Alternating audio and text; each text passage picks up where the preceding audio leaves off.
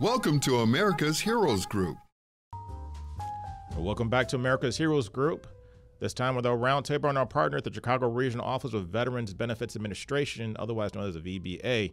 May is Mental Health Awareness, Military Appreciation, and Asian Pacific Heritage Month, and Happy Mother's Day today. Today is Saturday, May 13, 2023. Our host is Cliff Kelley. I'm Sean Cleveland, the co-host. And we have our executive producer, Glenda Smith, but filling in today is Shakaya, doing a great job as our studio engineer also. Our digital media producer is Ivan Ortega of Scouts Honor Productions.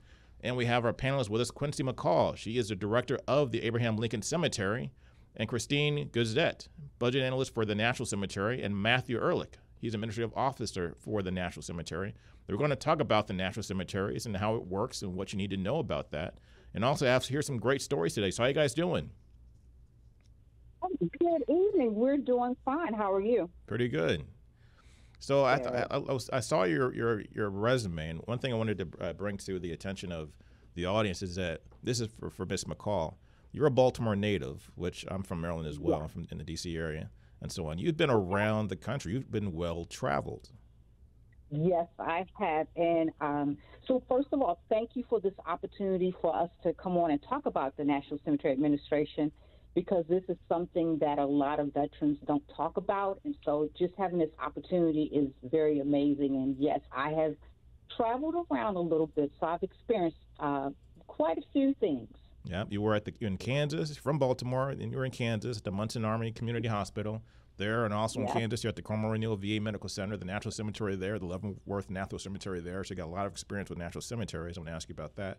Maryland, where I came from, the National Institute of Health, Virginia, Quantico Natural Cemetery, Wisconsin, Wood Natural Cemetery, Florida, Baracus Natural Cemetery, Alabama, you were there, Park University, Missouri, got your master's from Central Michigan. Before all that, you had a civilian job in Germany, and now you come here to Illinois. So what brings you to Illinois? Abraham Lincoln National Cemetery. So a few years ago, I had the opportunity the position came open. I applied for it, and one of my dreams was to come to a bigger cemetery than what I had ran before. And so when the opportunity came up for Abraham Lincoln National Cemetery, I applied, and here I am. And so it's been the last almost 6 years now. It's been a great experience. And it is a very beautiful cemetery in Springfield. Not in Springfield, I'm sorry, that is. And what's the town? I always get this. What's the name of that town? Elwood. It's Elwood, Illinois. It's next to Joliet. Yeah, I always get a few things like way down south. It's not. I've been there a couple of times for different events, and also unfortunately attended a couple of funerals there. It is a very big cemetery, and it's very somber when you go there, because it brings you back to that military tradition of organization. Whenever I think of a cemetery, because everything is all the headstones or the crosses in that case, or uniform. Everything is in line. Everything has a very specific look and a very specific feel. But then on top of that, you have these nice, I guess you call them verandas, where people meet for their actual farewells, where they have the services, things like that, which are placed inside this beautiful field with rolling hills and trees around there and things like that. Very well organized. I've been there for a few funerals, and even recently. Right. So tell us, what do you have to tell us about the cemeteries that we don't know, and what veterans should know, and what the civilian community should know about it? I'll ask Christine that because I want to get her information about what she knows about it, because you work in budget, and one of the things that, unfortunately for a lot of people, when they have a passing in the family, one of the big concerns is sometimes just being able to pay for a funeral. So from your experience, what does the VA bring to the experience of trying to send a farewell to a loved one? So as far as the National Cemetery Administration, we provide the final resting place for veterans and spouses of veterans, of eligible veterans. We provide the grave spot, the opening and the closing of the grave, the headstone or marker, the burial flag, the Presidential Memorial Certificate. Abraham Lincoln is also one of the few national cemeteries that has a on-site memorial squad that performs the 3-rifle salute, live taps, the folding, the presentation of the flag. So once the family does arrive at the cemetery, there is no charge to the family. And that's one of the biggest things that many people don't know. They have a person who's been in the military, who's eligible for these benefits, and they're scrambling to try to get money for a funeral because maybe they didn't have life insurance, or maybe the person didn't have savings or enough savings for a funeral. So they're trying to scramble, but not realizing, take that extra step to find out if your loved one was a veteran and eligible for all these free benefits. Yes, that's correct. And in my experience, what I found out is a lot of times when we're conducting outreach, first of all, a lot of people, veterans and family members, don't know anything really about a national cemetery. But then you get to where a lot of veterans don't want to talk about it. And I've heard numerous times when I pass, just bury me in the backyard. But that family is left trying to figure out, what do I do with my loved one? Where will their final resting place be? So we're fortunate in this area that because the cemetery has been around since 1999, a lot of the funeral homes know about us, and so they will kind of, hey, did you know about Abraham Lincoln National Cemetery? And they will make that family aware that that is a benefit that is available to them. Wow, and that's really important. I'm hoping that we're doing a good job as funeral directors. I'm not a funeral director, but in general, I'm speaking amongst us in Illinois, of making sure that people are aware. Because I hear that oftentimes where people are scrambling and trying to figure out how to arrange his funeral, because it's not oftentimes last minute, sometimes unexpected, and there is just not any resources for burial. But they have these resources that come with being a veteran. So the headstone, that's included. Is that correct, Christine? Yes, that's correct. And even if, for those who wouldn't know, even if you're buried in a private cemetery, you are still eligible for a government marker. Wow. And then Matthew, what can you tell us about the national cemeteries, and what does it bring to a family's memories of the loved one? What the experience would be like to have to go through the experience of using the VA services and these benefits that are available to veterans? Well, as far as the experience, one thing that we preach, we have one chance to make it right. So, it's always very important for us to make that lasting impression on that family, to make sure we do everything correct. But on top of everything that Christine and Quincy already covered, one thing that's also available, right, is the burial benefits that are also available for, spouses and dependents to be buried in the National Cemetery with the veteran, right? Those same benefits include the perpetual care for the grave sites, and their name would be inscribed on the same headstone as the veteran, and that's also no cost to the family.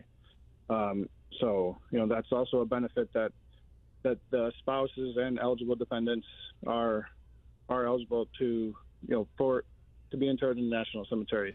So that's something that we want to make sure that they're aware of. Now, Ms. McCall, what can you add to that so far?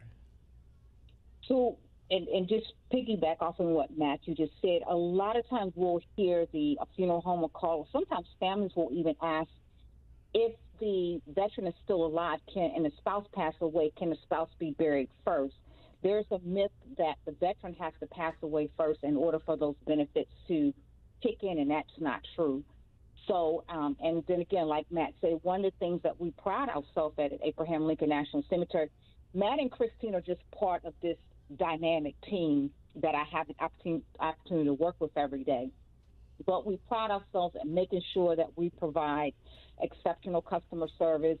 Again, we only have that one chance to make it right. We try to go out of our way to be as accommodating as we can. Sometimes we can't always fulfill some of the wishes of the family, but majority of the times we do what we can do to make sure that family, during that most difficult time, that they walk away feeling like they made the right decision by interring their loved one at Abraham Lincoln National Cemetery.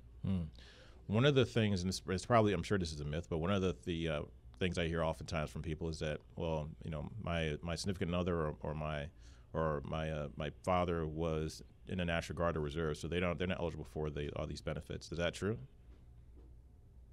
for anybody?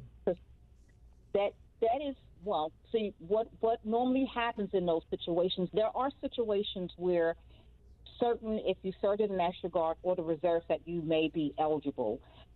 So we have this process called pre-need eligibility. And so in those situations, and again, this is all about outreach, getting folks, making them aware before the time of need. But if you ever have a veteran that's wondering, hey, I was in the National Guard, I was in the reservists, I only served so many years, am I eligible? There is actually a process where they can find out prior to death whether or not they are eligible to be buried in a national cemetery, and that's called our pre-need eligibility determination.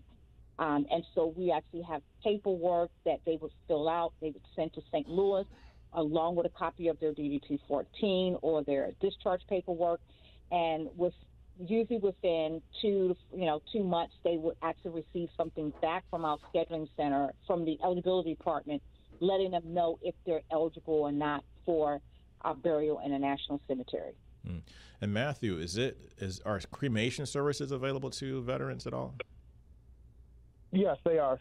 Cremated remains are buried or inurned in National Cemetery in the same manner, just as casketed, right? So when it comes to Abraham Lincoln in National Cemetery, we are able to accommodate casketed burials and cremated burials. And so with that benefit, it just depends on the availability at each national cemetery. And if this is a follow-up question, Matthew, too. So if they want to get is there a choice of caskets, or if they can't afford a casket, could a casket be provided? I guess either Christina or Matthew could answer this question, or both of you maybe. Mm-hmm. The container itself, that's something that they would coordinate with the funeral home, and we do not provide that. That's a charge that they would have with the funeral home prior to coming out to the cemetery. So that would be something that they would arrange with the funeral home prior to coming out to us. And then from your experience, Christine, do you see a lot of veterans do you see more veterans taking advantage of being buried in a national cemetery for the prestige and also for the honor and for being in such a place? Or do you see most veterans utilizing their just regular cemeteries from the civilian world?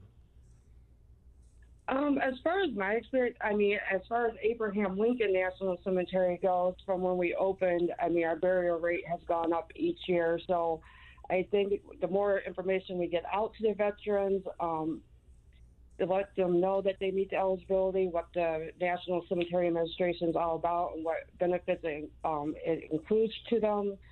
I would say Abraham Lincoln does do a good burial rate for the area of veterans, but we're always trying to reach every veteran, more veterans that they know their, eligibility.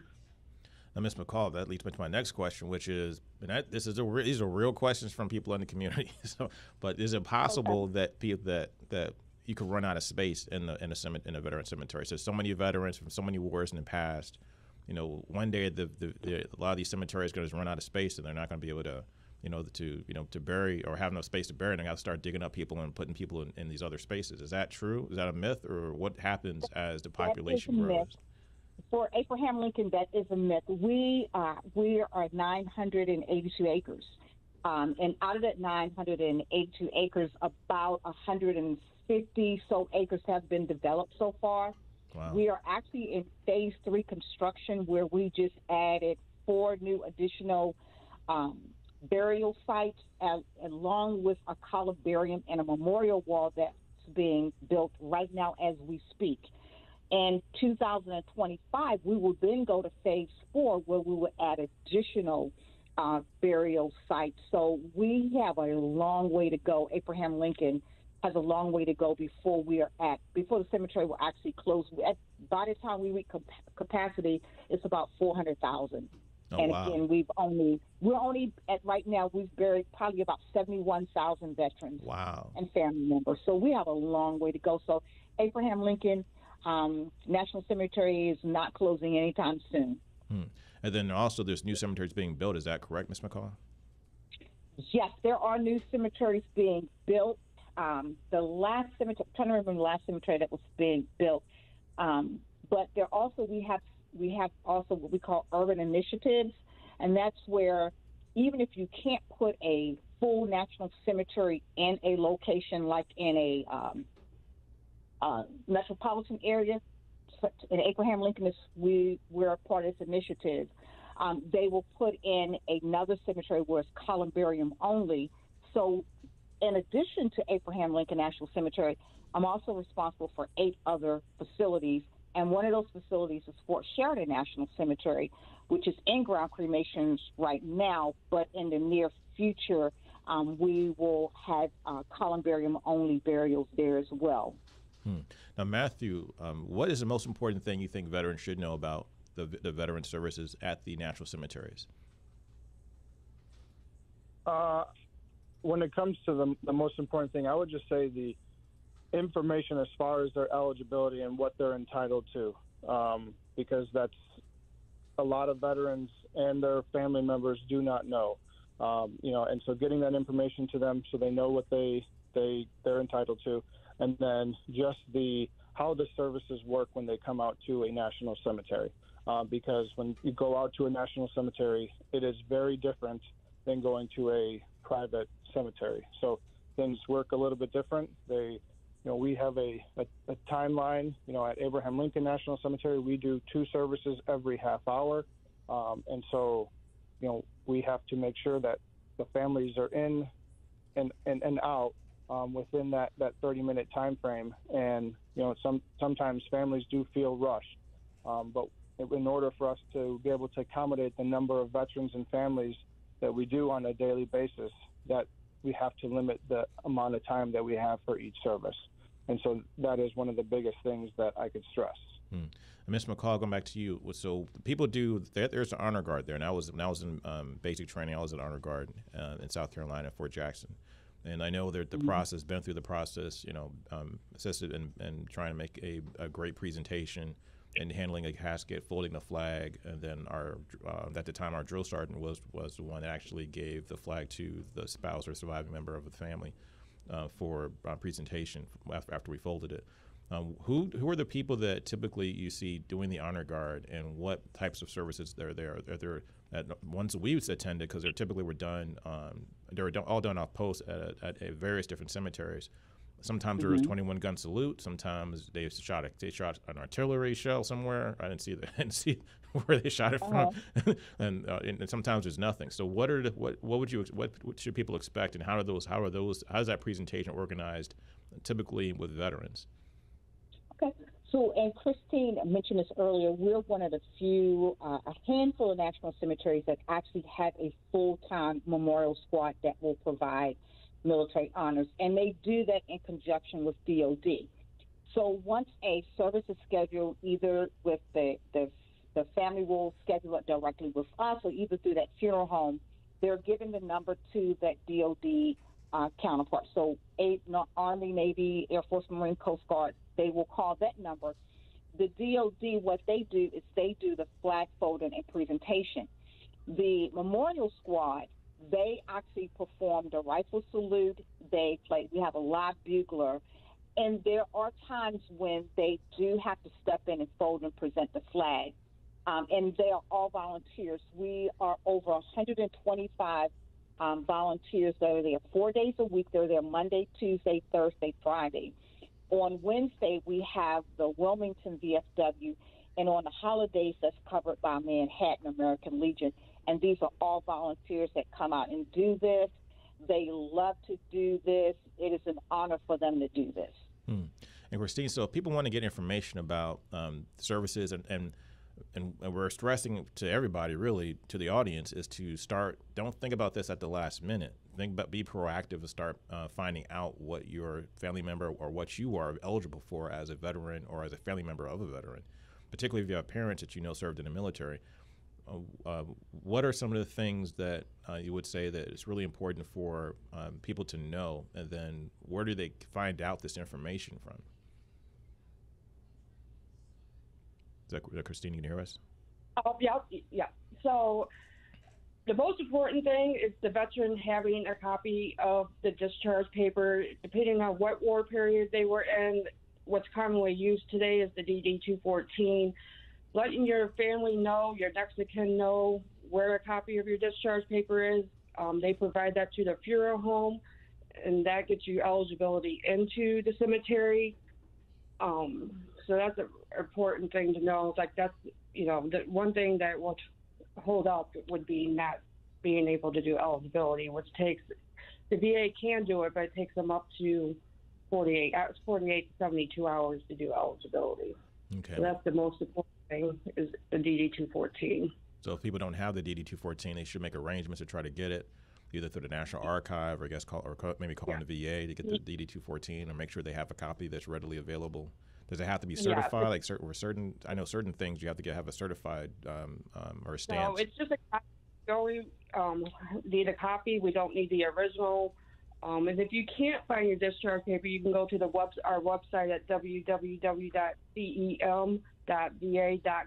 and it will link you to the archives to get the discharge papers. And then what else do you think is important for people that are preparing for a funeral or planning a funeral? What's the timeline like? How long does it? When should they contact you? I would think immediately, but when people are grieving, going through that process, sometimes they maybe do things a little bit later than they should. How long does it normally take to get everything to come together to schedule a date for a funeral, and all that timeline for a person when a person makes that phone call, finally reaches you, doesn't have anything, maybe they didn't realize they needed a DD2, never heard of a DD-214, and then they're trying to get a burial service done. So for the timeline, if you do have the discharge paper and we have eligibility, like you could call in on a Friday and get a Monday burial. Wow. So if you don't have eligibility, it could hold up, like I said, it takes 24 to 72 hours, and that's business days. That's just not like 40 hours, so 2 days. So that could take up to, it's business days of 8 hours. So. Wow. Yeah. Well, that's good to know. Ms. McCall, so what also would you say that's really important for families to know, and what you want to know, what they should know about the national cemeteries and how you guys handle business on a daily basis? I think it's important for them to, like Christine said, plan ahead. Families can come out to the cemetery and they can visit the cemetery. That's something that I would encourage folks to do. Come and look at it. Check out the cemetery, see what it looks like, and if that's where you really want to go. Because some folks, they don't find out about the cemetery until the time of death, and then when they're driving out there, they realize, oh my goodness, this is far away from where I live. But come check it out prior to and see if that's where you would want your final resting place to be for your loved one. And we're available when we're there to answer questions. We will conduct outreaches, but just trying to get the word out. We will mail information out to anyone that asks. We have brochures. So just trying to get as much information about the process prior to, because once someone passes away, that DD-214 could be sitting on a dresser for 20 years, but once somebody passes away, the emotions kick in and then things just kind of start moving very fast, but just to prepare yourself prior to. And my last question is for you, Ms. McCall. So you have about 1 minute to answer this question. With all the travels you've done across the country, everywhere from Germany to Wisconsin, Virginia, Maryland, Kansas, Alabama, what have you learned, and how is that? What are the challenges of moving? But then how does that change your perspective as well? So the challenges would be is getting used to how things are done and at different cemeteries, but through all of that, meeting different personalities, different people, different communities. But at the end of the day, I love what I do. I love the people that I work with. Like I said, I have an amazing team at Abe Lincoln. It's at the complex. So this is probably the best job I've ever had, and I just wish that more people knew about the National Cemetery. Wow. Anything you want to add, Matthew or Christine? Nothing? Bueller? I just want to thank you for allowing us to be on the call to spread more knowledge and information about the National Cemetery Administration. I appreciate you guys' time. You guys did a great job of getting us information. And also, if anybody takes nothing away from this conversation, make sure you plan. Don't wait till the last minute. Start having those conversations with your loved ones about what you're going to do with mom, what's going to happen with dad, what are their final wishes. Do they want to be cremated? Do they want to be buried? Visit the national cemeteries. They are beautiful, beautiful places. I mean, when you go into a place like a national cemetery, particularly Abraham Lincoln, your mind is going to change. You're going to see something that you've never seen before, and you're going to have an experience and emotions. Even it's almost like a work of art, the way that it's laid out, and it's based in military culture. That attention to detail. Thank you guys for your time. Quincy McCall, the director of the Abraham Lincoln Cemetery, Christine Gutzeit, budget analyst for the National Cemetery, and Matthew Ulrich, the administrative officer for the National Cemetery. We talked about National Cemeteries today, and we're going to basically leave you with a good tune as we say goodbye for this segment. This is America's Heroes Group. We'll be right back.